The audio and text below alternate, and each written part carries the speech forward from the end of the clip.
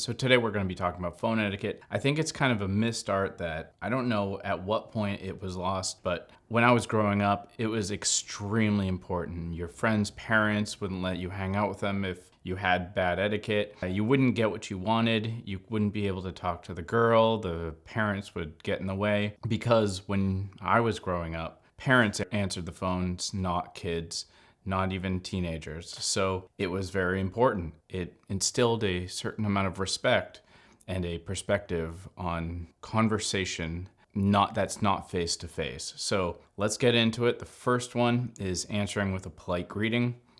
If anyone greets you or calls you, always be nice and just say hello, hi, with a smile, not yup, what do you want? Oh, yeah, oh, hang on a second. If you're not ready to answer the call, don't pick it up.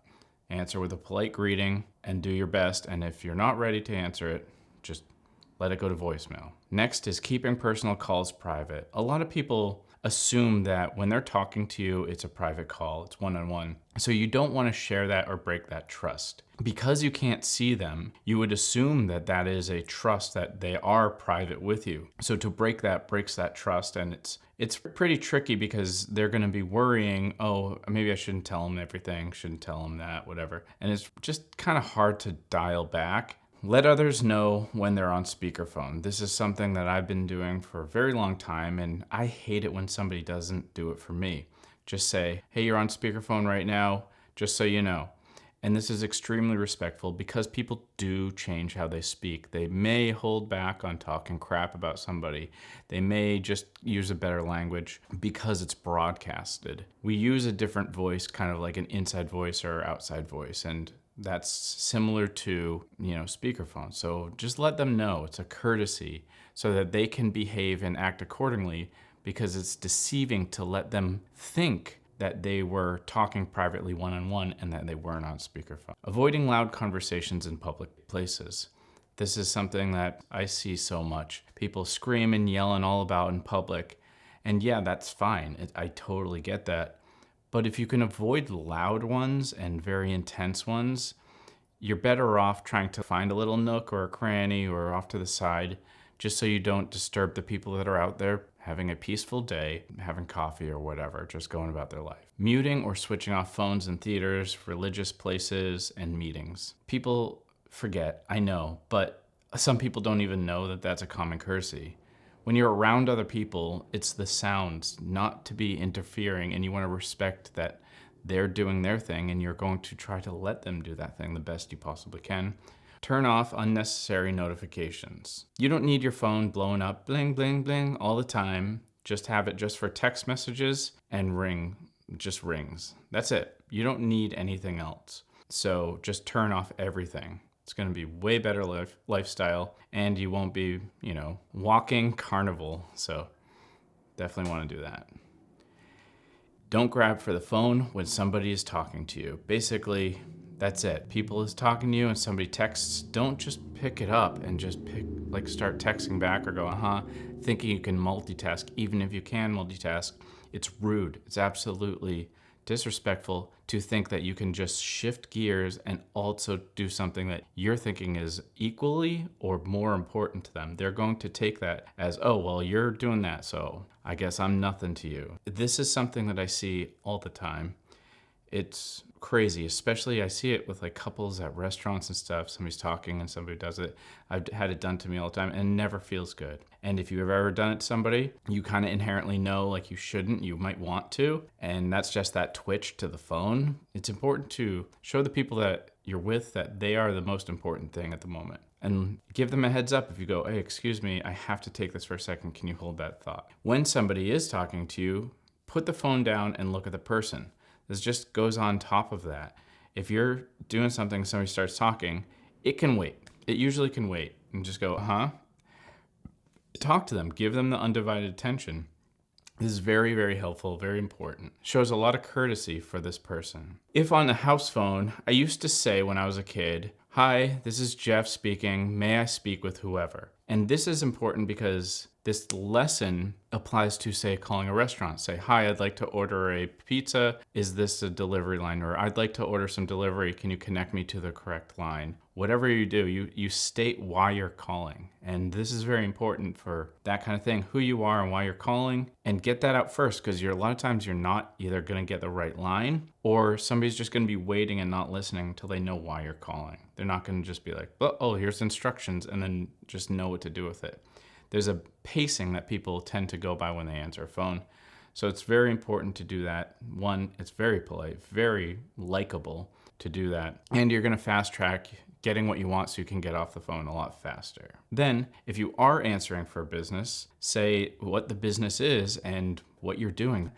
You can say, hi, this is Jeff for Pizza Hut. How can I help you with your order today? Or some kind of thing where they know that they have the right line and they may not have to do that.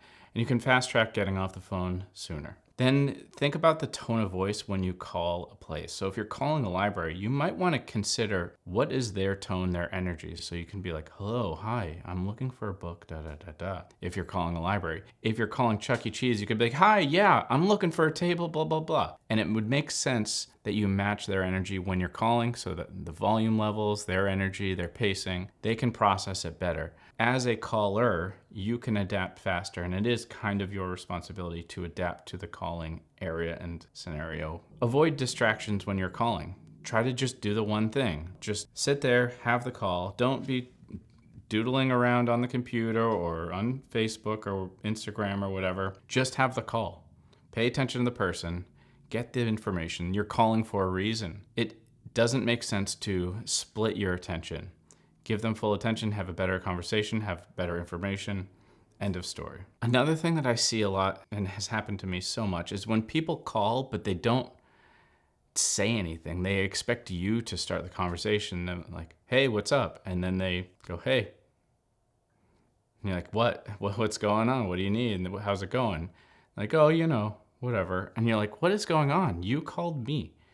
So very important to make sure that when you're calling, you're the one who's initiating the conversation. So follow through with that initiation. Start asking them something. Why did you call?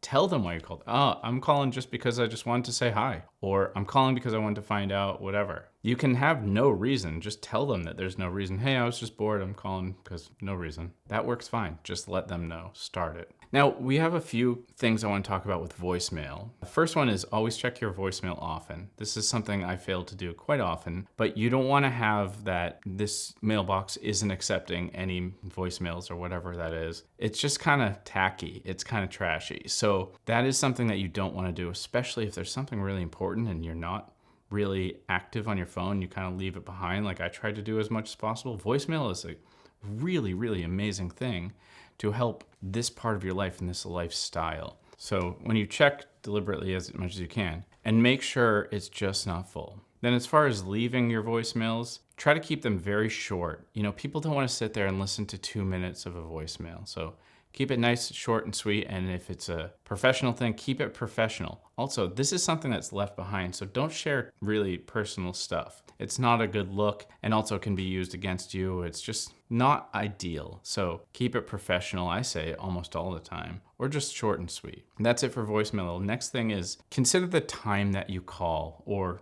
even text somebody. Like, are you calling at 10 at night? Like, what are you doing? When I grew up, no phone calls after 9 p.m., no phone calls before like 6 or 7. Like, there's a window that you respect that say, no, people are off time. Like, they're no longer reachable. And I like that idea of nobody is reachable, nobody should be calling me. I have do not disturb mode on. Just no, absolutely not. That's off hours. And I like to say, hey, if that call is coming through, it's going to go straight to voicemail for me. But also, I try to respect that on others and just won't call after 9 o'clock or something like that. I think that's a really important thing that has been lost over the time. This one is the biggest pet peeve for me and nearly everybody I can think of. Don't eat on the phone. Don't eat on FaceTime. Don't do that crap. It's disgusting hearing that chewing, the sounding, amplifies it and picks up only the gross sounds. It's not good. And even if you're into like some ASMR crap, the microphones on the phones and stuff like that, it doesn't sound good. It never does, and it's just gross. Also, just watching somebody eat is pretty trashy. So you usually only want to eat when you're across from somebody. It's not a good thing. Then when texting, you want to be cautious with emojis. They don't always represent the same thing for everybody, and you want to use them sparingly. As a man, it's very important to be sparing because they do look childish and kind of girly. Definitely use them because there's a specific tone you need to do, like sarcasm, like, oh, you idiot, smiley face with a tongue out laugh thing. Then they know you're joking. But if you don't use that, they're just gonna think you're an asshole. I hope this helps remind you or give you some insight on maybe some way that you've been doing this all wrong. The overarching thing is consider that this is like a tether to another place and you want to follow the etiquette of that place. If it's late at night, you do that. If it's a library, you do this. If it's somebody you don't know, you're going to introduce yourself this way. That is the etiquette, trying to shorten and remove any miscommunication because it's telephone. That's just kind of what happens. Things get lost in translation when it's not face to face. Till next time, cheers.